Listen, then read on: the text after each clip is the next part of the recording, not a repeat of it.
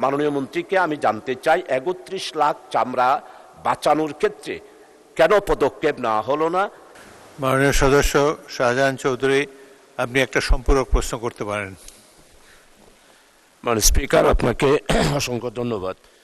আমাদের বিজ্ঞ, আমি ব্যক্তিগতভাবে ওনার সাথে পরিচয় না থাকলেও ওনার সম্পর্কে আমি যতটুকু জেনেছি, উনি বাণিজ্যিক ক্ষেত্রে অত্যন্ত বিজ্ঞ এবং একটা বিশাল অভিজ্ঞতা রয়েছে। তো আমি যেটা প্রশ্ন রাখতে চাই যে এইবারের কুরবানিতে আমাদের টোটাল ৯৬,৬৭,৪18টি কুরবানি হয়েছে শুধুমাত্র গরু। এরপরে মহিষ হয়েছে প্রায় 23%, আর এটা ছাগল যেটা বলা হয় আমাদের কালো ছাগল, সেটাও প্রায় ২৭.৯% কুরবানি হয়েছে।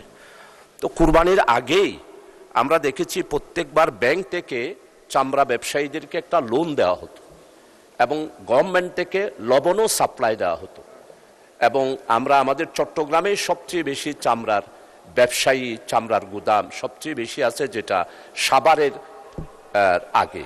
তো আমি মাননীয় মন্ত্রীকে যেটা জিজ্ঞাসা, এখন ৩১ লাখের বেশি চামড়া মাটিতে পুঁতে ফেলা হয়েছে। মাননীয় মন্ত্রী, আপনি যদি একটু মেহরবানি করে একটা লোন স্যাংশন করতেন, লবণগুলা যদি একটু ফ্রি দিতেন, তাহলে আমাদের এই ৩১ লাখ চামড়া যেগুলো মাটিতে পুঁতে ফেলা হয়েছে সেখান থেকে কি আমরা উদ্ধার হতে পারতাম না?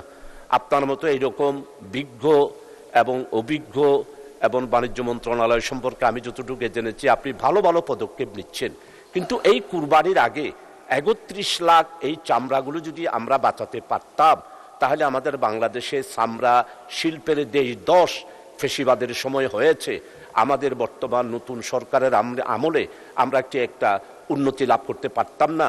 মাননীয় মন্ত্রীকে আমি জানতে চাই ৩১ লাখ চামড়া বাঁচানোর ক্ষেত্রে কেন পদক্ষেপ নেওয়া হলো না, এবং ঋণ কেন বরাদ্দ হলো না ব্যবসায়ীদের জন্য, আর সরকারিভাবে কেন লবণ বরাদ্দ করা হয় নাই, এটাই আমি মাননীয় মন্ত্রী মহোদয়ের কাছে জানতে চাই। মাননীয় স্পিকার, আপনাকে অসংখ্য ধন্যবাদ।